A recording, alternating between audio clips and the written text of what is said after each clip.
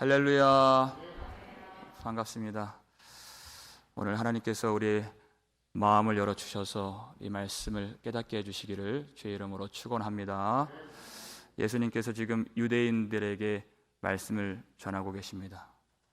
예수님이 하나님께로부터 받은 생명의 권한이 있으시고 또 심판의 권한도 다 아들에게 맡겨주셨다 하신 그 말씀을 하시면서 그 이유가 이는 모든 사람이 아버지를 공경하는 것 같이 아들을 공경하게 하려 하심이라 그랬습니다. 유대인들이 하나님을 다 공경하죠. 그런데 그 속에 있는 마음이 혹 진실하지 않고 위선이나 외식이 되지 않을까, 하나님이 그것을 보기를 원하셨다는 것입니다. 어떻게 그것을 보십니까?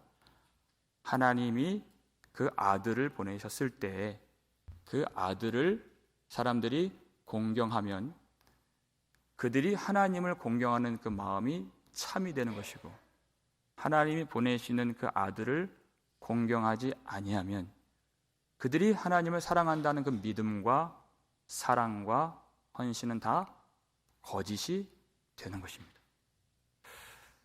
그런데 예수님이 이렇게 말씀하셨을 때 이스라엘 백성들이 어떻게 반응했습니까? 예수님은 앞에서 분노하고 박해하고 죽이려고 했다고 했습니다. 그 속에 있는 하나님 사랑하는 마음이 다 거짓이었다. 이것이 밝혀진 것입니다. 예수님은 빛이시죠. 빛이 세상에 오시니 그 속에 있는 마음이 어떠한가? 하나님 사랑하는 마음이 없음을 주님이 다 드러나게 하시고, 예수님은 하나님의 말씀이십니다. 그들은 자기들이 말씀을 사랑한다고 해서 안식일을 지킨다고 지금 예수님을 고발하고 박해하고 있는데, 사실상 하나님의 말씀을 사랑하는 것이 아니라 세상을 사랑하고 자기를 사랑하는 그 마음인 것이 예수님을 박해함으로 다 드러나게 된 것입니다. 그런데 예수님은 자비로운 하나님의 아들이 되셔서 이미 그들의 불순종이 다 드러났고 심판의 권한도 가지셨다 말씀하셨는데, 그들에게 생명의 길을 제시해 주고 계십니다. 24절 말씀이죠. 함께 읽겠습니다. 내가 진실로 진실로 너희에게 이르노니 내 말을 듣고 또 나 보내신 이를 믿는 자는 영생을 얻었고. 아멘. 그랬어요. 주님께서 영생 얻는 길을 가르쳐 주시는 것입니다. 그들이 예수 그리스도를 왜 미워하고 박해했습니까? 그 이유는 한 가지예요. 그들의 영혼이 죽었기 때문입니다. 그래서 주님은 그들에게 생명을 주시려고 이 말씀을 가르쳐 주시는 것입니다. 너희가 내 말을 듣고 나 보내신 이를 믿으면 영생을 얻으리라 하신 것이에요. 그 영생은 믿음에서 오는 것인데, 그 믿음은 예수님의 말씀을 듣는 것에서 온다는 것입니다. 들음은 믿음을 낳고 믿음은 영생으로 가는 유일한 길이 된다는 것입니다. 듣는 것이 이렇게 중요합니다.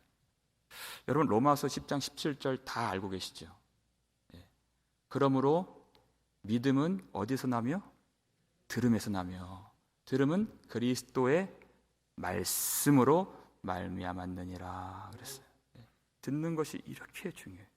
그래서 예수님께서 그 위대한 일을 행하실 때, 고치시고 살리실 때 항상 다른 것으로 하지 않으십니다. 말씀으로.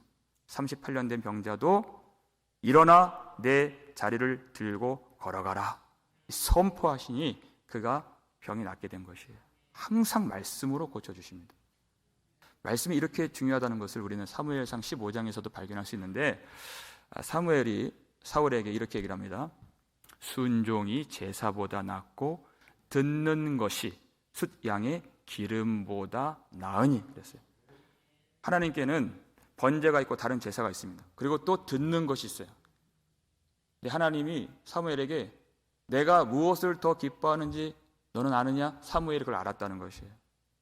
번제와 다른 제사들보다 하나님은 듣는 것을 훨씬 더 기뻐하신다는 것이에요.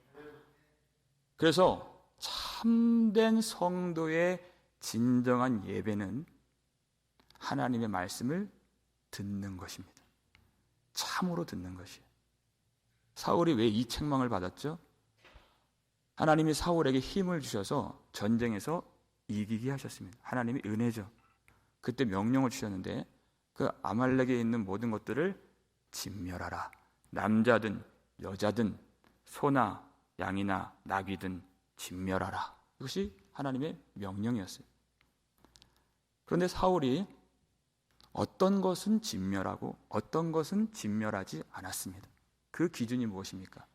자기가 보기에 좋아 보이는 것, 귀한 것들은 남겨두고 하찮고 쓸모없고 귀하지 않아 보이는 것을 진멸했다는 것이에요. 누가 판단했습니까? 사울이 판단했습니다. 어떤 것은 남기고 어떤 것은 진멸했기 때문에 다는 못했지만 부분적으로는 순종을 했어요. 그래서 성경은 그것을 부분 순종이라 말하지 않고 그냥 불순종이라 하는 것입니다. 어느 정도까지 나아갔지만 다 하지 않은 것은 그것은 다 어긴 것입니다. 하나님은 그렇게 보십니다. 왜냐하면 하나님의 말씀을 누가 판단했습니까? 사울이 판단했기 때문에 그것이 죄가 되는 것이에요. 자기가 보기에 좋은 것, 나쁜 것, 자기가 판단자가 되어서 아니 왜 이 쓸모 있는 것들을 다 죽이라고 하시지? 아니 왜 갓난 아이까지도 다 진멸하라 하시지? 아니 이 귀한 것들을 나중에 하나님 예배 드릴 때 제물로 쓰면 좋지 않을까? 이러면서 자기가 판단한 것이에요. 자기가 판단한다는 것은 하나님의 말씀을 속에서 죽인 것입니다. 하나님을 버린 것이죠. 그래서 그것이 죄가 된 것이에요. 말씀을 듣는 것은 그 듣는 행위 자체가 중요한 것이 아니에요. 우리가 아까 로마서 10장 17절에서 믿음은 들음에서 나며 이렇게 고백을 했어요. 그런데 바로 그 다음 절 로마서 10장 18절을 볼까요? 읽겠습니다. 그러나 내가 말하노니 그들이 듣지 아니하였느냐? 그렇지 아니하니 그 소리가 온 땅에 퍼졌고 그 말씀이 땅 끝까지 이르렀도다 하였느니라. 아멘. 그랬어요. 하나님의 말씀을 그들이 귀로는 몸으로는 다 들었다는 것입니다. 하나님의 말씀 앞에 그들은 앉아 있었다 하는 것이. 그 소리가 온 땅 끝까지 퍼졌기 때문에 못 들었다 핑계할 자가 없는 것입니다.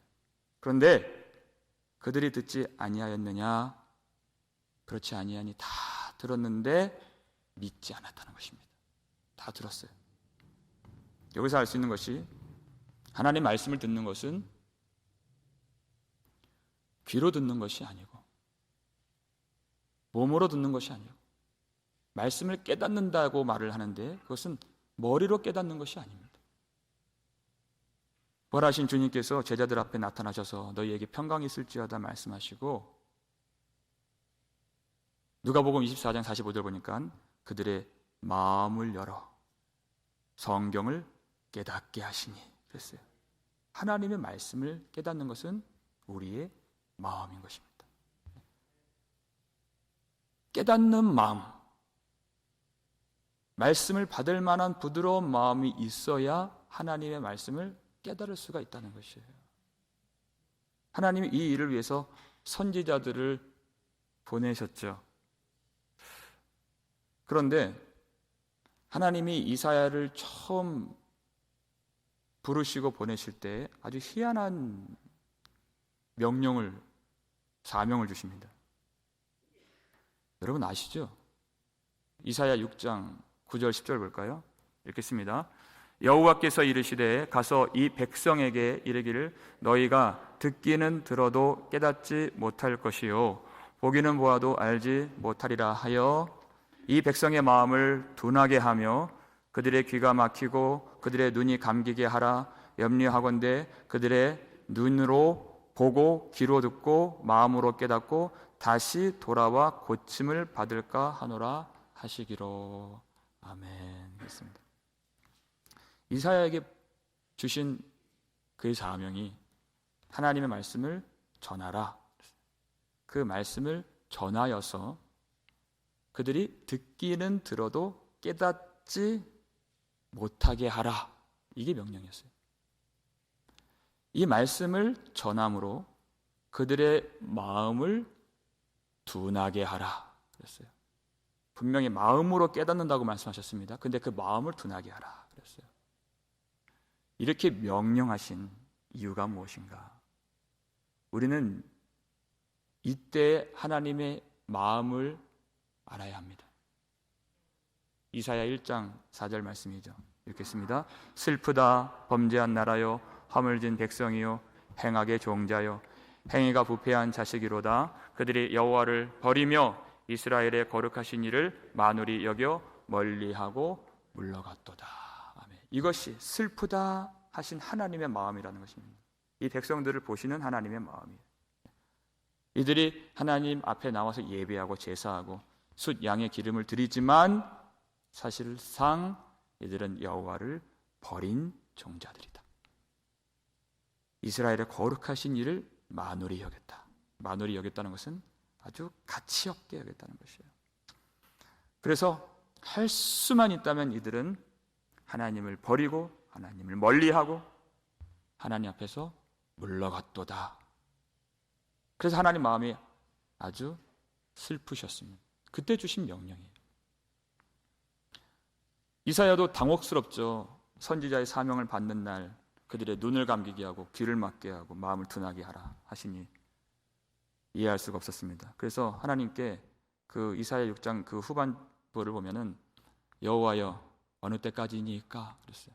이 말씀을 전함으로 어느 때까지 마음을 둔하게 하시겠습니까? 그렇게 물었어요. 그랬더니 답을 주셨습니다. 이 성읍이 황폐하게 될 때까지, 가옥에 사람이 없어질 때까지, 이 전토와 밭이 다 황폐하게 될 때까지, 곧 바벨론으로 인하여서 심판이 올 것인데 이 백성들이 다 망할 때까지 할 것이니라 그랬어요. 그때까지 마음을 둔하게 하라는 것이에요. 무슨 얘기입니까? 하나님이 심판을 내리실 때 그 심판이 무엇이에요? 마음이 둔하여서 깨닫지 못하는 그것 자체가 심판이라는 것이에요. 하나님의 말씀을 깨닫지 못하는 그것이 심판이라는 것입니다. 왜? 하나님을 버렸기 때문에 깨닫지 못하는 것이에요. 하나님을 사랑하지 않기 때문에 깨닫지 못하는 것이에요. 하나님의 말이 이 속에 없기 때문에 들리지가 않는 것입니다. 그런데 하나님이 말씀을 이어가시는데 그렇지만 그 속에 아주 작을지라도 내가 그루터기를 남겨놓으리라. 많은 사람들이 말씀을 버리고 마음이 둔하여서 깨닫지 못하고 돌이키지 않을 때에 하나님께서 남겨두신 그 남은 자들, 그루터기가 하나님 앞에 회개하고 돌아와서 참되게 주님을 섬길 것이니라. 10분의 1도 되지 않는 그 적은 자들, 그들이 있을 것이다 그랬어요. 하나님이 하나님의 일을 행하시는데 그것은 심판과 구원입니다. 생명의 부활과 심판의 부활이에요. 그 일을 무엇으로 행하신다는 말씀입니까? 하나님의 말씀으로 행하신다는 것이에요. 말씀으로 심판하실 자들을 심판하시고 말씀으로 구원하실 자들을 구원하신다. 이것이 하나님의 뜻이었습니다. 여기서 또 한 가지 알 수 있는 것이 뭐냐면 지금식으로 얘기하면 이사야가 목사 안수를 받는 것과 같은 그런 때죠. 이제 처음으로 이제 소명을 받고 이제 감당하러 나아가는 길이에요. 이렇게 말씀하시는 것입니다. 이제 내가 앞으로 소명을 받아서 말씀을 전할 때 사람들이 마음이 완악하여서 이 말씀을 받지 않는 일이 많이 있을 것이다.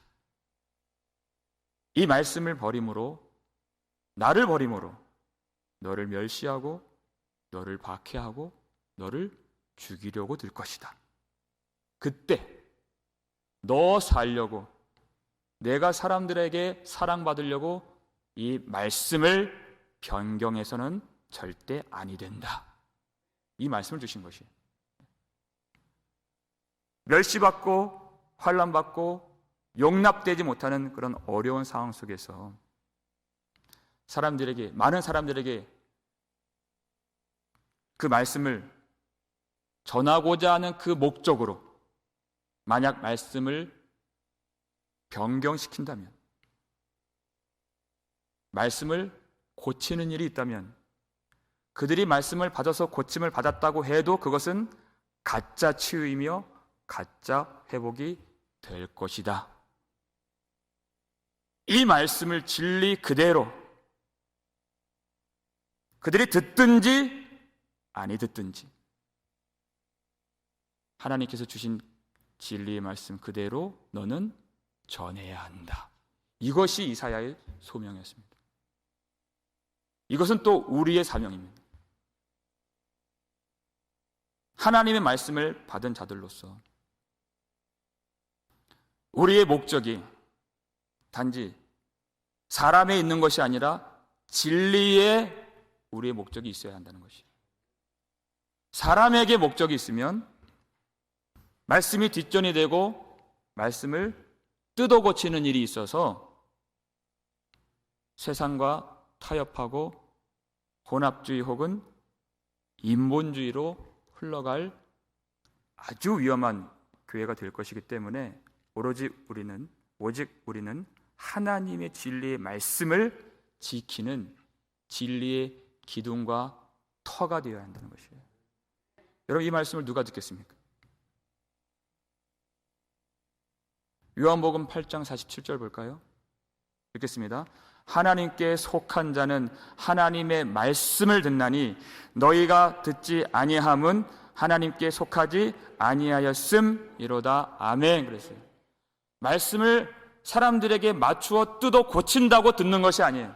그러면 하나님의 속한 자들도 분간할 수가 없는 것입니다. 있는 말씀을 그대로 하나님 주신 대로, 그리고 하나님 주신 그 마음으로 이 말씀을 전하면 하나님께 속한 자들이 이 말씀을 듣는다는 것이에요. 적을지라도, 많은 사람들이 다 하나님을 버리고 도망갈지라도 하나님이 남겨주신 그 그루터기가 있어서 이 말씀을 지키고 생명보다 귀하게 여기는 그 교회가 나타나게 될 것이다. 이것이 하나님의 뜻이었습니다. 하나님께 속한 자들. 여러분, 그래서 하나님이 사랑하시고 하나님 안에 머무르는 자들에게 주시는 복이 바로 하나님의 말씀을 깨닫는 마음을 주신다는 것이에요. 다른 것이 복이 아닙니다. 여러분, 애굽의 바로가 왜 망했습니까? 그에게 돈이 없었습니까? 그에게 힘이 없었습니까? 세상을 다 가졌습니다. 그러나 한 가지, 하나님의 말씀을 깨달을 만한 그 부드러운 마음이 없었다는 것이에요. 그의 마음은 완악했고 강팍했습니다. 그래서 망했습니다. 그래서 여러분, 아무리 인생의 그 고통이 오고 감당할 수 없는 그런 어려움이 우리를 우겨싼다 할지라도 마음에 말씀을 깨닫는 마음이 있으면 여러분 전혀 문제가 되지 않습니다. 그 말씀으로 그는 하늘에 연결되어서 영생을 누릴 수 있기 때문입니다. 그것이 교회가 가진, 하나님의 자녀가 가진 하늘의 권세라는 것이에요. 이스라엘 백성들이 왜 이 말씀을 믿지 않았을까요? 왜 버렸을까? 오늘 본문 26절 보니까 예수님이 이렇게 말씀하십니다. 읽겠습니다. 아버지께서 자기 속에 생명이 있음같이 아들에게도 생명을 주어 그 속에 있게 하셨고 그랬습니다. 하나님은 생명이 하나님이십니다. 근데 그 생명을 아들에게 주셨다. 그래서 예수님은 생명 대신 예수님이십니다. 이 말은 즉슨 예수님이 있어야 산다는 것이에요. 예수님이 없으면, 예수님이 아니면 죽은 자라는 것입니다. 거기부터 영생은 시작하는 것이에요. 24절에도 어떻게 생명을 얻습니까? 말씀을 듣고 믿으면 사망에서 생명으로 옮겼느니라 그랬어요. 사망에서부터 출발하는 것입니다. 그래야 생명의 길로 갈 수 있는 것이에요. 25절도 마찬가지예요. 진실로 진실로 너희에게 이르노니 어떤 자들이요? 죽은 자들이 그랬어요. 죽은 자들이. 하나님의 아들의 음성을 들을 때가 오나니 곧 이때라. 듣는 자는 살아나리라. 이스라엘 백성들이 그걸 알았어야 되는 것입니다. 자기가 실체가 무엇인지. 하나님의 말씀으로 일으키시고 살리시는 내용들이 성경에 참 많이 있죠. 그 중에서 가장 먼저 우리가 떠올릴 수 있는 것이 에스겔 37장 말씀이에요.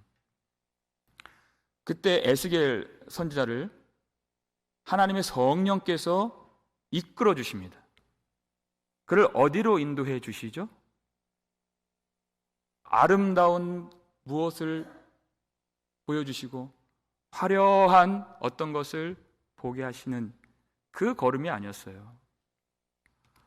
어둡고 침침한 그 골짜기로 그를 인도해 주시죠. 거기서 무엇을 보게 하십니까? 마른 뼈가 있었어요. 그것도 죽은 지가 아주 오래된 마른 뼈, 그리고 아주 많은 뼈들을 보게 하셨습니다. 우리가 보고 싶지 않은 거죠. 아주 혐오스럽고 무섭고 기분 나쁜 그것을 누가 보게 하셨습니다? 하나님의 성령께서 보게 하셨다는 것이에요. 왜? 그것이 이스라엘 백성들의 실체였기 때문에. 여러분, 그때 고개를 돌려서는 안 됩니다. 내가 다른 거 보겠다고 여러분 성령을 거스려서는 안 돼요. 하나님의 말씀을 그대로 따라가 보십시오. 하나님이 그 골짜기로 우리를 인도해 주십니다. 왜? 죽은 자들이 하나님의 아들의 음성을 들을 때가 오나니 곧 이때라. 듣는 자는 살아나리라 그랬어요. 그 골짜기에서 그 마른 뼈를 하나님의 말씀으로 살리셨습니다. 하나님은 그것을 보시는 것이에요. 우리의 실체가 무엇이고 우리의 마음의 형편이 무엇인가? 무엇 때문에 우리 인생이 어렵습니까? 우리 밖에 있는 그 어떤 것 때문에 우리가 어려운 것이 아니에요. 예수님은 하나님이 보시는 것과 보게 하시는 것과 똑같은 것을 보셨고 보게 하십니다. 마태복음 23장 47절 말씀 읽겠습니다. 화 있을진저 외식하는 서기관들과 바리새인들이여 회칠한 무덤 같으니 겉으로는 아름답게 보이나 그 안에는 죽은 사람의 뼈와 모든 더러운 것이 가득하도다. 아멘. 그 골짜기가 무엇이에요? 바로 우리 마음이라는 것이에요. 겉으로는 아름답게 보여요. 그것은 사람의 보는 수준입니다. 사람은 외모밖에 보지 못한다 그랬어요. 그러니까 우리가 치장할 수 있는 그 한계는 외모밖에 없다는 것입니다. 그건 정말 무서운 말이에요. 주님은 그 속에 있는 것을 보시는데 그것이 결정적으로 이 심판의 부활과 생명의 부활로 가르는 그 마음의 상태라는 것입니다. 무엇이 있습니까? 죽은 사람의 뼈가 가득하고 온갖 더러운 것들이 가득한 것. 여러분, 여기서 하나님께서 택하신 자, 참된 복을 받은 자들이 어떻게 고백합니까? 그렇습니다, 주님. 내가 바로 회칠한 무덤과 같은 사람입니다. 그 자리에 들어간다는 것이에요. 고개를 돌리지 않고 그것을 바라본다는 것입니다. 그래야 생명의 길이 보이는 것이에요. 여러분, 이렇게 자백하고 자복하는 것은 하나님께 속했기 때문에 가능한 것이에요. 이스라엘 백성들이 그걸 못했다는 것입니다. 만일 우리가 우리의 죄를 자백하면 그는 미쁘시고 의로우사 우리의 죄를 사하시며 우리를 모든 불의에서 깨끗하게 하실 것이요. 아멘. 그들은 예수님의 말씀을 듣고 화를 내고 분노하니 말씀이 들어갈 자리가 없는 것이죠. 예수님을 죽이려 했기 때문에. 그런데 여러분 생각해 보세요. 우리가 보지 못하는 그것을 보게 해주시니 얼마나 감사합니까? 주님 앞에 설 수 있을 그 준비를 할 수 있으면 얼마나 감사합니까? 주님이 그러한 자들, 나는 의인을 부르러 온 것이 아니요 죄인을 불러 회개시키러 왔노라 그랬어요. 예수님이 그들에게 화 있을진저 그랬습니다. 회처럼 무덤 같은 사람들, 그 머리 위에 하나님의 진노가 있다는 것입니다. 심판이 있다는 것이에요. 여러분, 혹시나 아직까지도 하나님의 심판이라는 말, 그런 단어를 들면 마음이 닫혀지십니까? 지금 예수님의 그 담화 속에, 짧은 이 단락 속에 심판이라는 단어가 참 많이 들어가 있는 거 여러분 아실 거예요. 하나님의 백성은 이 말을 들으면 하나님의 백성다움의 반응이 나타나요. 무엇을 나타내는가? 예레미야 36장 3절 볼까요? 읽겠습니다. 유다 가문이 내가 그들에게 내리려 한 모든 재난을 듣고 각기 악한 길에서 돌이키리니 그리하면 내가 그 악과 죄를 용서하리라 하시니라. 아멘. 그랬어요. 유다 가문, 약속의 백성입니다. 언약의 백성이에요. 이들에게 내가 너희들에게 내리려고 한 작정한 모든 재앙과 심판을 내리겠다 하신 그 말씀을 듣고 나서 이들이 어떻게 반응했나요? 각기 악한 길에서 돌이키리니 그랬어요. 이것이 하나님께 속한 백성들의 마땅한 말씀에 대한 반응인 것입니다. 사람들은 심판 그러면 의아하게 생각하고 어려워하고 이해를 못하고 하나님을 오해해요. 여러분, 분명한 것은 왜 언약의 백성에게 심판이 내려진다 말씀하시는가? 하나님이 악하시기 때문에 주시는 심판이 아니라 그 백성들이 악하기 때문에 받는 심판인 것을 분명히 알 수 있는 것이에요. 그런데 하나님의 백성들은 그 말씀을 듣고 어떻게 합니까? 악한 길에서 돌이킨다는 것이에요. 그 죄를 버리고 하나님 앞에 회개하고 생명이신 하나님을 착 의지하고 달라붙는다. 그것이 믿음인 것입니다. 왜 하나님이 심판과 진노와 죄와 이 재앙에 대해서 말씀하시는가? 생명을 주시기 위해서. 우리가 지난주 부활주일에 참 중요한 말씀을 우리가 받았습니다. 예수님의 부활은 회개의 부활이다. 사람이 할 수 없는 것입니다. 회개의 부활. 예수 그리스도의 부활하심으로 이루신 회개, 그리고 성취하신 교회, 그것이 우리가 누리는 영광인 것이에요. 그때 오순절날 베드로가 예기치 않은, 그러니까 준비되지 않은 설교를 했을 때, 그 성령의 충만함 받고 즉석에서 설교를 했을 때 그 마무리가 너희가 십자가에 못 박아 죽인 예수를 하나님이 주와 그리스도가 되게 하셨느니라 했어요. 하나님의 아들을 우리가 죽였다는 것입니다. 너희가 죽였다는 것이에요. 그러니 하나님의 진노가 그들 머리 위에 있는 것입니다. 여러분 어떻게 반응하시겠습니까? 그냥 말씀을 덮어버리겠습니까? 그냥 그 자리를 떠나시겠습니까? 근데 그들은 그 말이 마음을 찔렀다 그랬어요. 그 말씀이 그들의 마음을 찔러서 그들이 뭐라고 고백했어요? 어찌할꼬 어찌할꼬. 여러분 어찌할꼬 그 심정을 한번 헤아려 보세요. 누가 이 고백을 하겠습니까? 우리가 어찌할꼬 어찌할꼬 하면서 가슴을 쳤다 그랬어요. 내 인생 문제가 없고 다 되었고 나는 괜찮다고 생각하는 사람은 이 고백을 할 수가 없습니다. 누가복음 12장 보면 한 큰 부자가 나오죠. 그 부자가 올해에도 큰 소출을 거두어서 창고를 짓겠다고 계획한 그 부자, 여러분 아실 거예요. 그가 자신의 영혼에게 내 영혼아 여러 해 쓸 물건을 많이 쌓아두었으니 평안히 쉬고 먹고 마시고 즐거워하자 그랬어요. 다 되었다. 이제 수년 동안 걱정 없이 살 수 있다 그랬어요. 그 마음에서 여러분 어찌할 거가 나오겠습니까? 안 나오죠. 그러니까 예수님이 그에게 가셔서 뭐라고 말씀하세요? 이 어리석은 자야, 오늘 밤 내 영혼을 도로 취하리니 내가 준비한 것이 누구의 것이 되겠느냐 그랬어요. 그의 계획은 여러 해 동안 넉넉하게 평안하게 살 줄 알았고 그것으로 기뻐했습니다. 예수님이 오늘 밤에 그 영혼을 취하신다는 것이에요. 그러면 이 말씀을 들으면 참되게 깨달으면 뭐가 나와요? 어찌할 거가 나오는 것이에요. 내가 준비한 창고와 재물과 돈과 이 모든 소출이 무슨 소용이 있겠습니까? 하나님 앞에 설 수 없는데 오늘 밤 내 영혼을 거두어 가시는 하나님이신데 하나님 앞에 가슴을 치지 않을 수가 없는 것이죠. 그때 예수를 믿고 세례를 받고 성령을 그들이 받았다는 것이에요. 주님은 그를 살리시기 위해서 그 말씀하시고 우리에게 말씀하신 것입니다.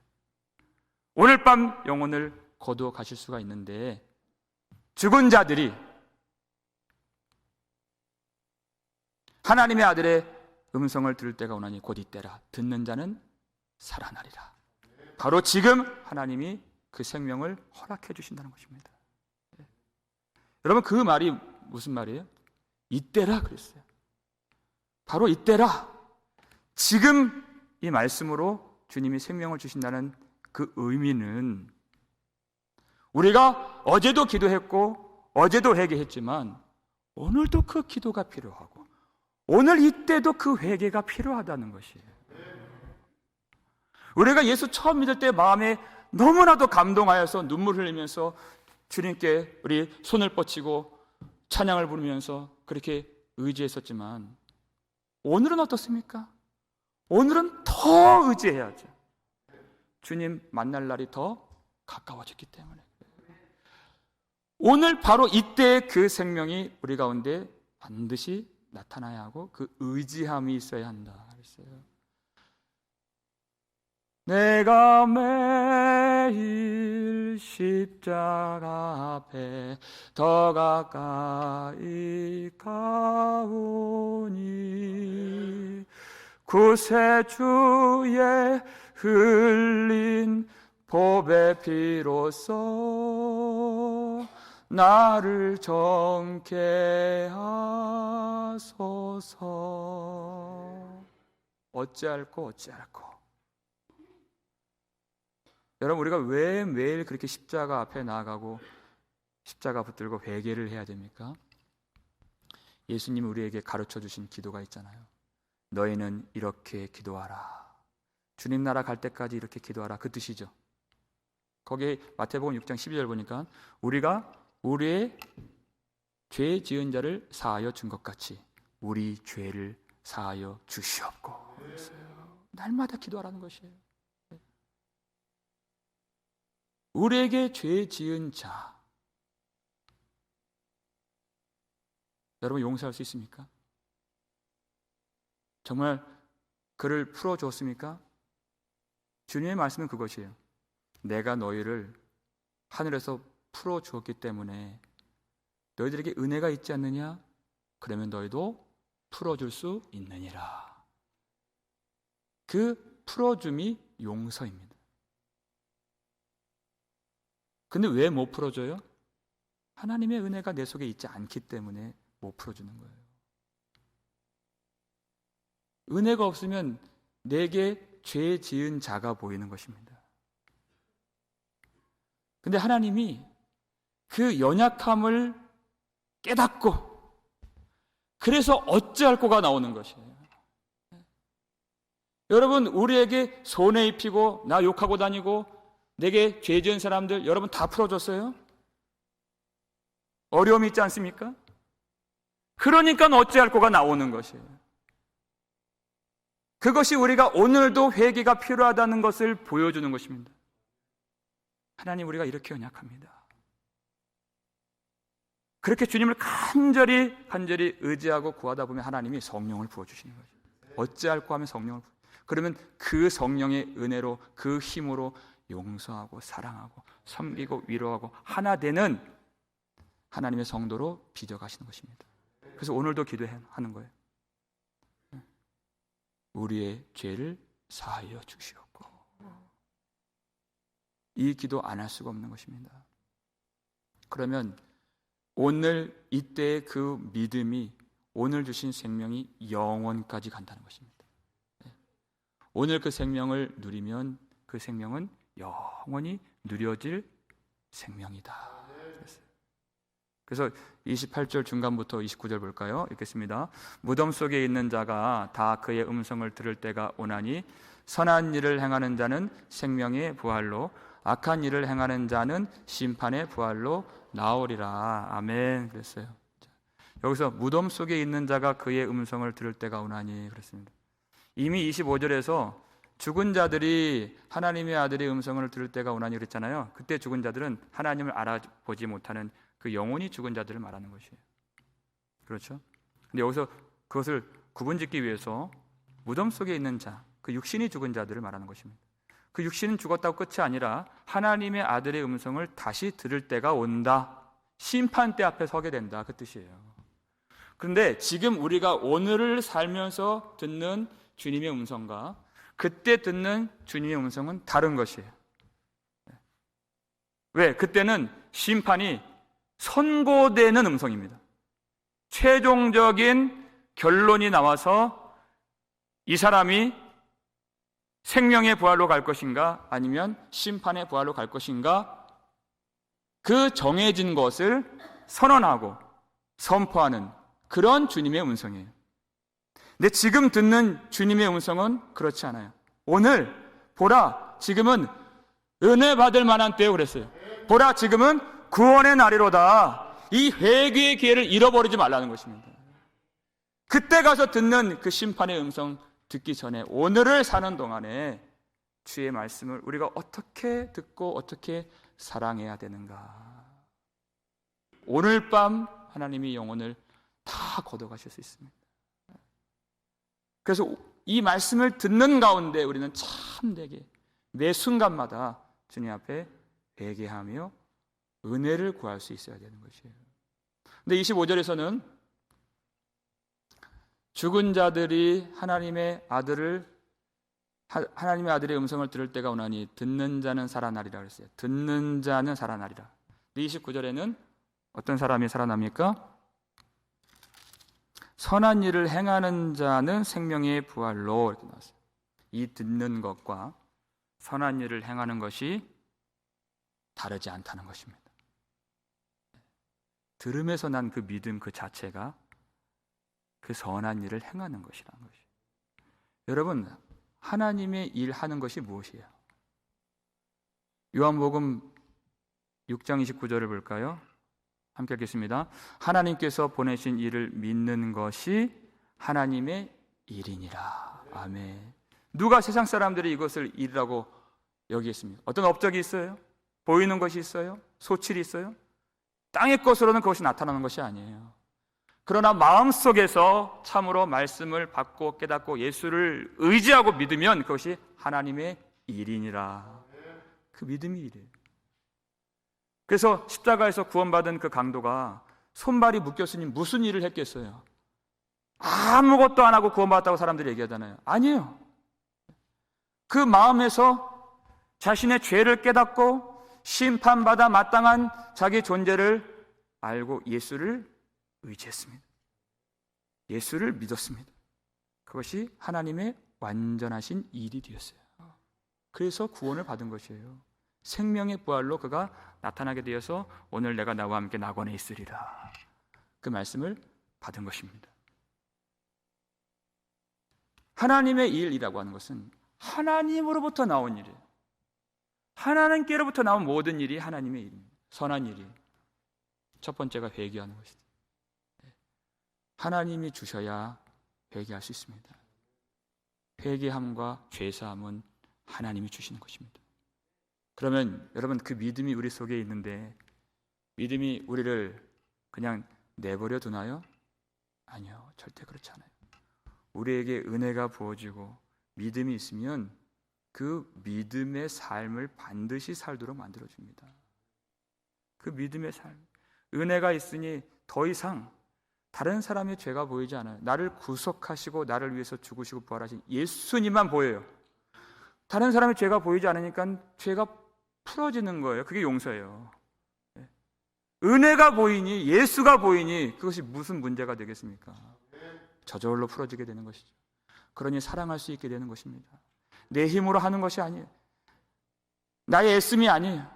하늘 위로부터 내려주시는 그 은혜가 부어질 때 우리가 사랑할 수 있어요.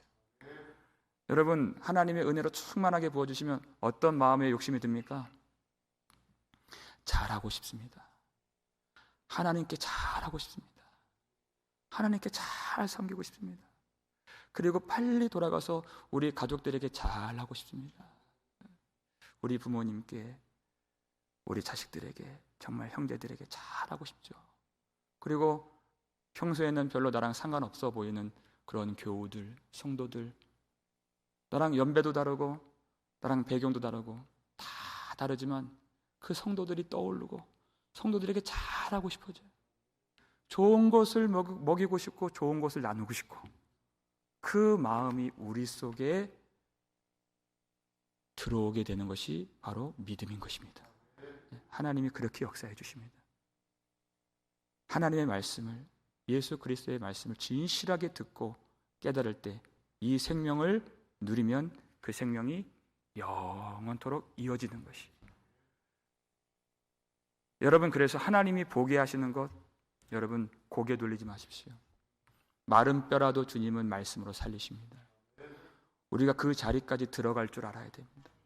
그 골짜기로 성령을 의지하여서 나아가면서 나의 실체를 발견하고 용서치 못하고 감사치 못하고 기뻐하지 못하고 불안해하고 두려워하는 나의 실체를 발견하고 그때에도 주여 나를 불쌍히 여겨 주옵소서. 그 믿음이 있다면 주님이 성령을 부어주십니다. 마른 뼈라도 살게 해주시는 주님.